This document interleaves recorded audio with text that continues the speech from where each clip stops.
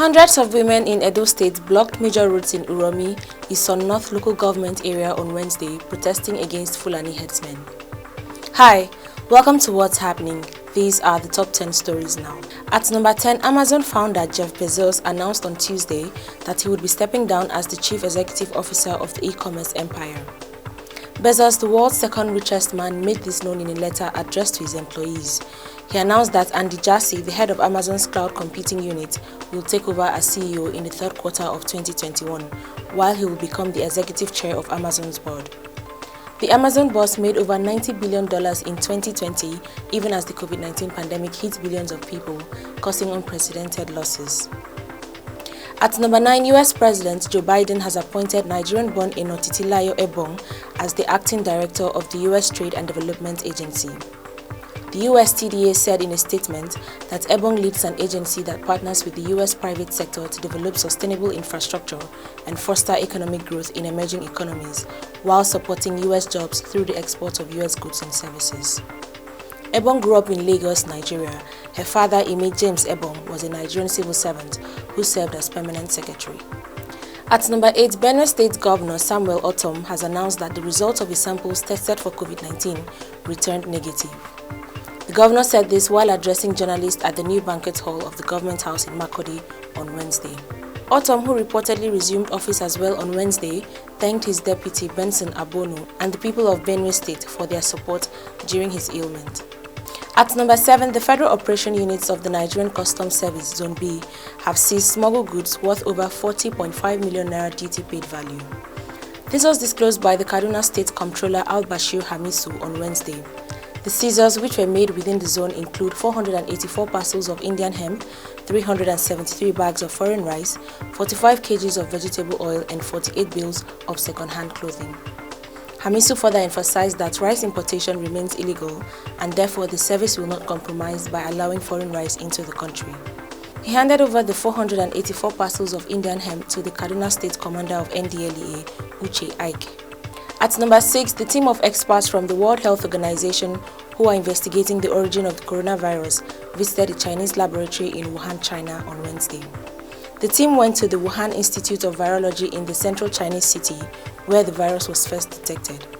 One of the experts, Peter Daszak, said the team was looking forward to having a productive day at the lab and to asking all the questions they needed to ask.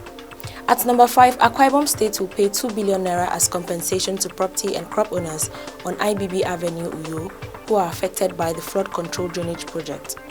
This was announced on Tuesday by the Commissioner for Environment, Charles Udo, who said 499 persons have benefited from the first phase of compensation.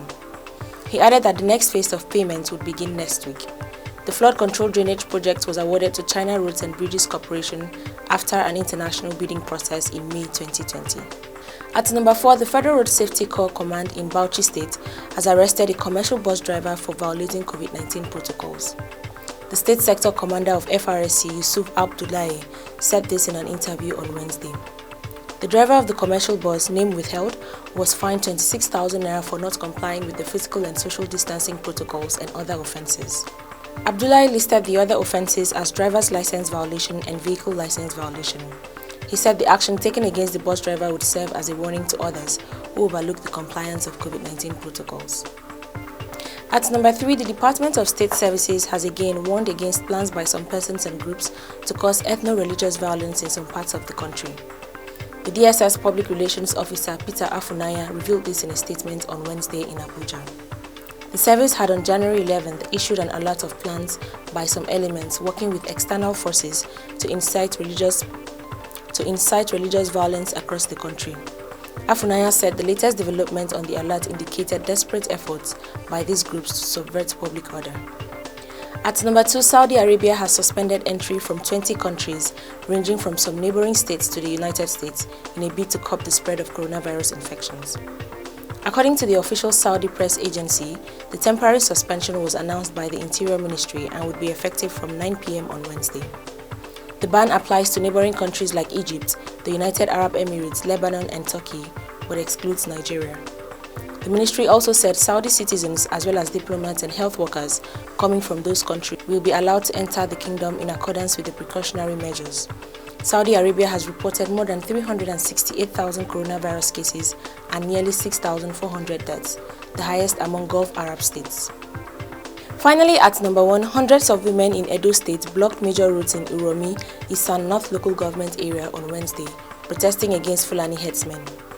In a video that made waves on social media, the women were seen carrying placards and calling for an end to killings of farmers in Edo State by suspected Fulani herdsmen. They also insisted the herdsmen must leave the state, saying they no longer go to their farms due to rape and killing by these suspected herdsmen. Herdsmen attacks are rampant in Nigeria, which is why some states have ordered them out of their forests. In January, the governor of Ondo State, Rotimi Akeredolu, ordered the immediate evacuation of herdsmen from the state forest reserve.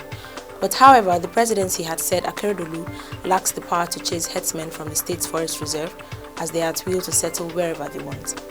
Always remember to wear your mask, wash your hands and stay safe. That's all for today. See you next time on What's Happening.